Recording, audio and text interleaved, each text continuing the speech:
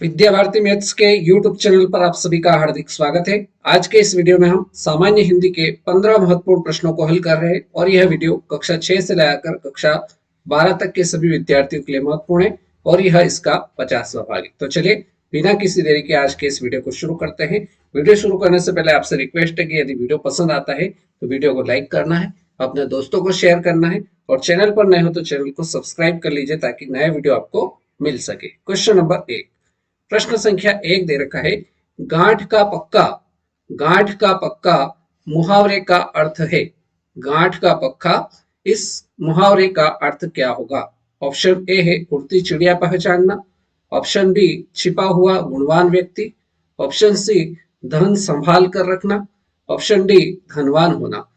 तो हमें जो मुहावरा दे रखा है गांठ का पक्का, इसका अर्थ होता है धनवान होना। तो सही उत्तर आपका ऑप्शन डी के साथ चला जाएगा। तो ऑप्शन डी हमारा एकदम सही उत्तर रहेगा। Next question, question number 2। Question number 2 दे रखा है, लिखाई शब्द में प्रयुक्त प्रत्यय है।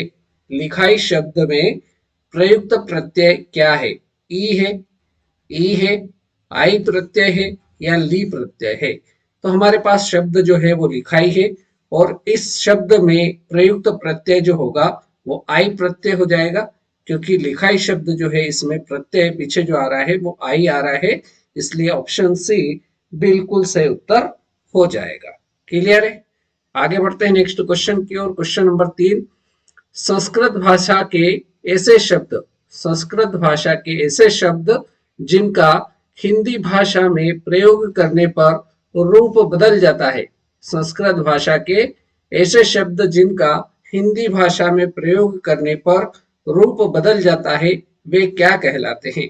विदेशी शब्द कहलाते हैं, तद्भव शब्द कहलाते हैं, तत्सम शब्द कहलाते हैं या फिर ऑप्शन डी है देशज शब्द कहलाते हैं। तो हमसे पूछा है संस्कृत भाषा के ऐसे शब्द जिनका हिंदी भाषा में प्रयोग करने पर रूप बदल जाए, उन्हें क्या कहा जाता है? तो उन्हें कहा जाता है तद्भव शब्द, अर्थात बी ऑप्शन आपका इस क्वेश्चन का बिल्कुल सही आंसर हो जाएगा। Right? Next question, question number 4। प्रश्न संख्या 4 में हमें दे रखा है, सकर्मक शब्द में उपसर्ग है। सकर्मक में उपसर्ग बताना है। सकर्मक शब्द में उपसर्ग क्या होगा? सत होगा, सद उपसर्ग होगा, स उपसर्ग होगा या सक उपसर्ग होगा? तो जो हमारे पास शब्द है सकर्मक, इसमें उपसर्ग बताना है, तो इसमें उपसर्ग स हो जाएगा, अर्थात सी विकल्प आपके इस क्वेश्चन का एकदम फाइनल आंसर रहेगा। प्रश्न संख्या 5। प्रश्न नंबर 5 है, जिस स्त्री का पति बाहर हो, जिस स्त्री का पति बाहर हो उसके लिए उपयुक्त शब्द है। जिस स्त्री का पति बाहर हो उसके लिए उपयुक्त शब्द क्या होगा?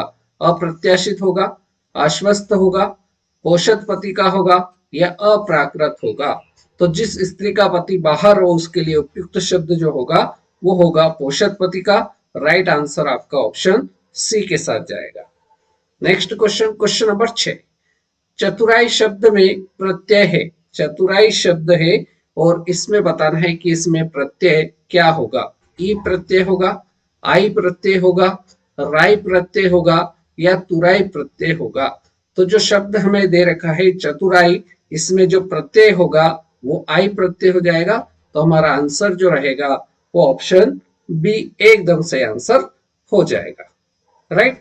Next question, question number 7। पेड़ से फल गिरते हैं। पेड़ से फल गिरते हैं, रेखांकित शब्द में कारक है। रेखांकित शब्द यहाँ दे रखा है से, और इसमें बताना है कि इस रेखांकित शब्द जो है, इस रेखांकित शब्द से में कौन सा कारक होगा? संप्रदान कारक होगा, संबंध कारक होगा, अपादान कारक होगा या फिर करण कारक होगा? तो पेड़ से फल गिरते हैं, यहाँ पेड़ से फल अलग हो रहे हैं, मतलब अलगाव की स्थिति जहां होती है वहां पर आपका जो कारक होता है वो अपादान कारक होता है। तो आपका ऑप्शन सी एकदम राइट आंसर रहेगा। अगर आपसे पूछा जाए कारक के कितने प्रकार, तो आपको याद रखना है कारक के 8 प्रकार होते हैं। ये चीज भी आपसे परीक्षा में पूछी जा सकती है। नेक्स्ट क्वेश्चन, प्रश्न संख्या 8। जिस क्रिया में कर्म साथ होता है, जिस क्रिया में कर्म साथ होता है, क्रिया क्या कहलाती है? सकर्मक क्रिया कहलाती है, यौगिक क्रिया कहलाती है, अकर्मक क्रिया कहलाती है, या फिर ऑप्शन डी दे रखा है संयुक्त क्रिया कहलाती है। तो जिस क्रिया में कर्म साथ होता है वो क्रिया कहलाती है सकर्मक क्रिया। तो आपका ऑप्शन ए जो रहेगा वो एकदम सही उत्तर इस प्रश्न का हो जाएगा। राइट, नेक्स्ट क्वेश्चन की ओर बढ़ते हैं। Question number 9। क्वेश्चन नंबर 9 है सतसई शब्द में कौन सा समास है? सतसई शब्द में कौन सा समास होगा? कर्मधारय समास होगा, द्विगु समास होगा, अव्ययी भाव समास होगा, या द्वंद्व समास होगा? तो सतसई ये शब्द जो है ये इसमें संख्या आ रही है, इसलिए इसमें जो समास हो जाएगा वो आपका द्विगु समास अर्थात बी ऑप्शन इस प्रश्न का बिल्कुल सही उत्तर हो जाएगा बिना किसी दिक्कत के। क्लियर? चलिए नेक्स्ट क्वेश्चन की ओर बढ़ते हैं। प्रश्न संख्या 10। डंडा शब्द का तत्सम रूप क्या है? डंडा का तत्सम रूप क्या होगा? घट होगा, दांडी होगा, दंड होगा, या खटवा होगा? तो डंडा शब्द जो है इसका तत्सम रूप दंड हो जाएगा। सी विकल्प इस प्रश्न का एकदम सही आंसर रहेगा। प्रश्न संख्या 11। अनुनासिक व्यंजन कौन से होते हैं? अनुनासिक व्यंजन कौन से होते हैं? वर्ग के प्रथमाक्षर, वर्ग के द्वितीय अक्षर, वर्ग के पंचम अक्षर, या वर्ग के चतुर्थ अक्षर? तो अनुनासिक व्यंजन जो होते हैं जैसे क वर्ग है, क, ख, ग, घ और ण। तो अनुनासिक व्यंजन जो होते हैं ये वर्ग के पंचमा अक्षर जो होते हैं, मतलब 5वें नंबर पे जो अक्षर आता है वो आपका क्या होता है? अनुनासिक व्यंजन होता है। तो इस प्रश्न का सही उत्तर जो हो जाएगा वो आपका ऑप्शन सी, वर्ग के पंचमा अक्षर जो होते हैं वो अनुनासिक व्यंजन होते हैं। तो सी विकल्प इसका बिल्कुल सही आंसर रहेगा। प्रश्न संख्या 12। निम्न में से कौन सा विलोम युग्म सही नहीं है?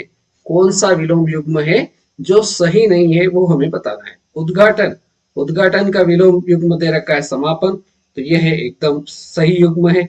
अगला दे रखा है अनुराग और इसका विलोम दे रखा है दुराग। तो अनुराग शब्द का जो विलोम शब्द होता है वो दुराग नहीं होता है। तो हमें गलत विलोम युग्म सही नहीं है ये बताना था। तो यहाँ पर अनुराग का दुराग सही नहीं है, इसलिए बी विकल्प इस प्रश्न का एकदम सही उत्तर हो जाएगा। अनुराग शब्द का जो विलोम शब्द होता है वो क्या हो जाता है? अनुराग का विलोम शब्द होता है विराग। नेक्स्ट विकल्प देखते हैं। उत्तम का अधम बिल्कुल सही युग्म है, और अग्रज शब्द का विलोम युग्म दे रखा है अनुज, यह भी सही है। तो अर्थात बी ऑप्शन जो है ये विलोम युग्म सही नहीं है। तो हमारा बी विकल्प इस प्रश्न का फाइनल आंसर रहेगा। प्रश्न संख्या 13। प्रश्न नंबर 13 है पौराणिक शब्द में मूल शब्द और प्रत्यय का सही विकल्प। मतलब पौराणिक का क्या करना है? संधि विच्छेद करना है। कुल मिलाकर बात यह है पौराणिक शब्द का संधि विच्छेद करेंगे तो मूल शब्द और प्रत्यय क्या होगा, किस विकल्प का आंसर हमारा सही होगा वो हमें इसमें बताना है। ऑप्शन ए है पुराण धन इक, ऑप्शन बी है पुराण धन इक, पुराण धन इक, या पूरा धन इक। तो पौराणिक शब्द है, इसका यदि संधि विच्छेद करेंगे तो ये बन जाएगा पुराण, पुराण धन इक। पुराण धन इक आपको कौन से ऑप्शन में दिख रहा है? तो ऑप्शन ए में आपको पुराण धन इक दिख रहा है। तो इसलिए ऑप्शन ए क्वेश्चन नंबर 13 का एकदम फाइनल आंसर हो जाएगा। बोलो कोई समस्या इसमें? बिल्कुल समस्या नहीं आएगी। प्रश्न संख्या 14। विलोम के प्रकार कितने होते हैं? विलोम के प्रकार कितने होते हैं? तो विलोम के 2 प्रकार होते हैं, ये चीज आपको याद रखना है। पहला प्रकार जो होता है उपसर्गों से निर्मित, और दूसरा प्रकार जो होता है उस उपसर्गों के परिवर्तन से निर्मित। ये 2 विलोम के प्रकार। और अब बारी है आज के इस वीडियो के अंतिम प्रश्न की। प्रश्न संख्या 15। प्रश्न संख्या 15 दे रखा है मित्रता में कौन सी संज्ञा होगी? मित्रता शब्द में कौन सी संज्ञा होगी? भाववाचक संज्ञा, ऑप्शन बी है व्यक्तिवाचक संज्ञा, ऑप्शन सी जातिवाचक संज्ञा, ऑप्शन डी स्थानवाचक संज्ञा। तो हमें जो शब्द दे रखा है मित्रता, इस मित्रता शब्द में जो संज्ञा होगी वो आपकी भाववाचक संज्ञा होगी। तो क्वेश्चन नंबर 15 का जो सही आंसर होगा वो भाववाचक संज्ञा अर्थात ऑप्शन ए इस क्वेश्चन का एकदम सही आंसर हो जाएगा। क्लियर? तो इस प्रकार से आज के इस वीडियो में हमने सामान्य हिंदी के 15 महत्वपूर्ण प्रश्नों को हल किया। उम्मीद करता हूं सारे प्रश्न आपको समझ में आए होंगे। वीडियो आपने पूरा अंत तक देखा उसके लिए बहुत बहुत धन्यवाद।